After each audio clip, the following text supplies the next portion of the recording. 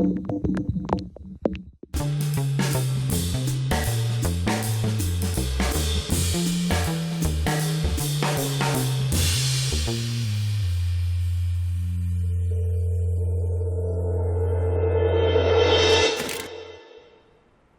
noches.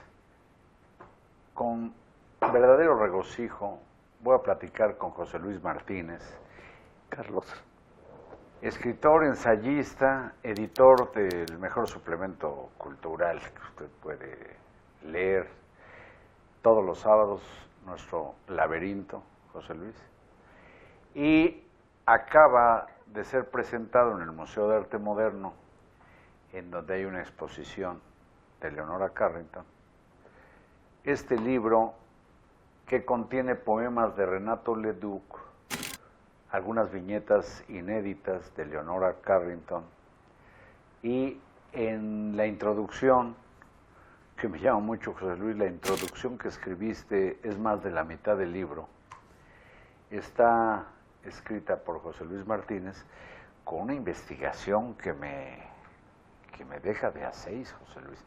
Eres un gran periodista, eres además un investigador, un bibliófilo, un consultor de no sé cuántos libros leíste, casi 20, o consultaste, y además portales cibernéticos para hacerte la información apabullante, aplastante que contiene tu introducción sobre una pareja que lo llegó a ser, y muy intensa, del mexicano Renato Leduc con la inglesa Leonora Carrington.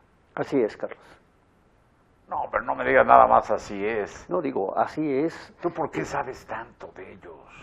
Fíjate que yo tuve la fortuna, el privilegio de trabajar varios años en la misma publicación que colaboraba Renato Leduc, que era una revista que se llamaba Su Otro Yo, aquí en Bucareli 18, a la que llegaba Renato con frecuencia porque era muy amigo del dueño, de Vicente Ortega Colunga. Entonces, íbamos a comer a la cantina, ahí platicábamos ahí en la oficina, al Café La Habana, y me fui enterando de voz propia. ¿El Café La Habana que está aquí en la esquina? Sí, claro. Bucareli, Morelos. Exactamente. Entonces me fui enterando de todas sus aventuras en la Revolución, en Europa, en México, y siempre lo escuchaba fascinado. Sabía, porque él lo contó, de un libro que había publicado con Leonora Carrington en 1957. Los poemas los conocía, los dibujos nunca, y tampoco había visto el libro. Entonces, hace 2, 3 años, pude por fin conocer un ejemplar de este libro, hace 3 años, y decidí que era bueno darlo a conocer a las nuevas generaciones. Es la única colaboración de esta pareja, que es una pareja legendaria en el arte y la cultura mexicanos. Bueno, está editado, es una preciosa, yo diría casi lujosa edición en pasta dura. ¿Por qué editorial, José Luis? Es una editorial con oficinas en Monterrey y en España, que se llama Vaso Roto, y que se especializa en libros de poesía, en libros, en ensayo, pero se distingue por la calidad de sus publicaciones. Estas viñetas son de Leonora Carrington, todas son de Leonora Carrington, son muy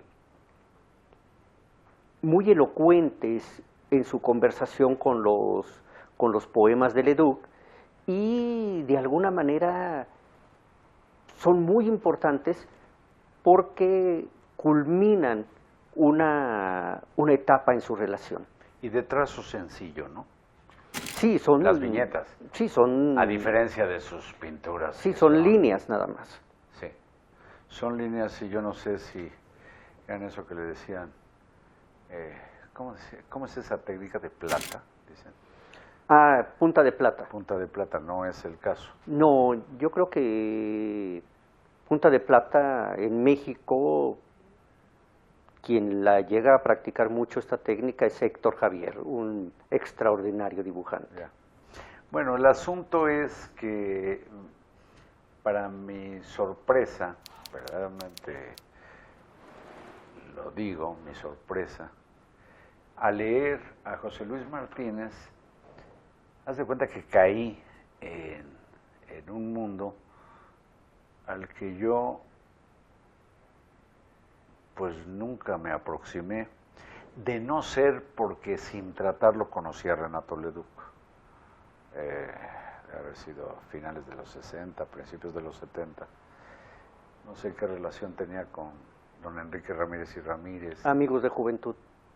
director del periódico El Día, y de pronto veía yo, pues, supe que ese era Renato Leduc, de quien por supuesto se hablaba como un personaje relevante en la cultura nacional. Y recién que llegué de Puebla, aquí a la capital, 13 años, pues yo me metía mucho a museos, a galerías, a librerías.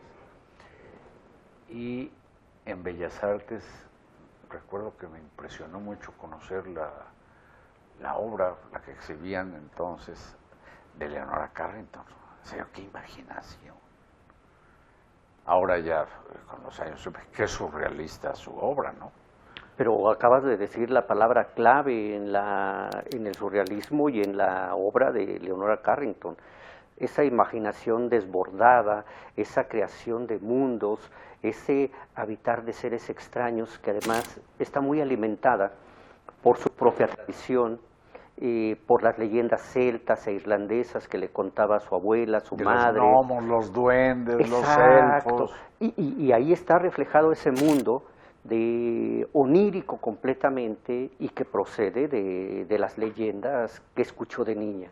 Bueno, ya sabemos, Leonora Carrington, inglesa, guapísima, y Renato Leduc, pues más bien un mestizazo, corpulento, ¿verdad? Que se conocen a mediados de los años 30 en París. Y en tu ensayo, que yo no le di introducción, en tu ensayo haces que el lector pues eche un clavado a un mundo maravilloso, el mundo artístico, europeo, pero sobre todo parisino, de Montparnasse y los cafetines, las tertulias y el desfile de personajes que el menos conocido pues es un genio, ¿no? Sí, es un mundo realmente fascinante. París era la meca cultural del mundo.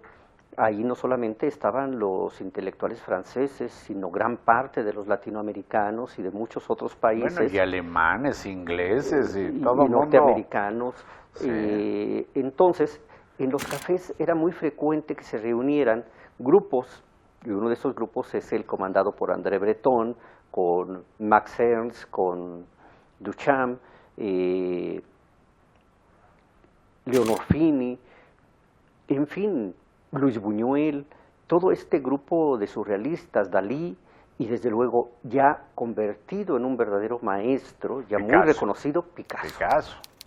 Y el mundo en que surge, primero como pareja de no sé qué personaje, Gala, que después es la mujer de Dalí.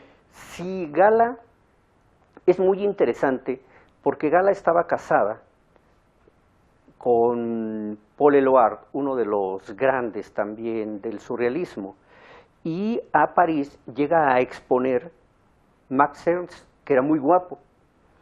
Él estaba casado. Altísimo, además. Sí, era muy guapo, muy atractivo, alto.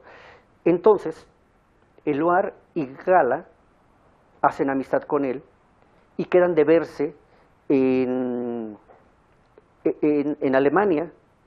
Después hacen un viaje, y en ese viaje Max Ernst se hace amante de Gala. Sí, de hecho hacen un trío.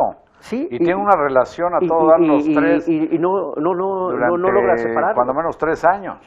Pero además dice una cosa fabulosa, Eluard: quiero más a Max Ernst que a Gala. Que a Gala. Y después Gala que Dalí se la baja a Max o cómo está esto, porque termina Dalí con ella. Bueno, se divorcian primero, ¿no? Sí, se termina esa relación y posteriormente empieza ella su relación con Salvador Dalí, que era 10 años menor que ella y que al igual que Eluard, le permite absolutamente toda la libertad para que lleve una vida extramarital y ella llega a tener incluso su casa aparte, recibe a sus amantes. Y es la administradora de la obra de Dalí. Sí, es su agente implacable por otra parte, ¿no? Sí. Bueno, el caso es que en ese mundo parisino se conocen Leonora Carrington, de 20 años, y Max Ernst, que tiene ya creo que 47. Sí, se habían conocido y enamorado en Londres, algo muy fugaz, y ella llega a buscarlo a París para vivir ya con él, y él la introduce al primer círculo del surrealismo como la gran figura que era Max Ernst. Me hace pensar en la historia de Lolita. Pero bueno, si te parece bien, José Luis, vamos a dejar en puntos suspensivos esta charla. Ojalá la continúe mañana para que recuerde o para que conozca un mundo que por desgracia desapareció. No el movimiento surrealista ni la pintura surrealista, pero el mundo de estos personajes. Sí, y ese París una época que bien valía más que una mesa. Sí, desde luego. Gracias, José Luis Martínez. Gracias a ti, Carlos. Muchas gracias a ustedes y hasta mañana.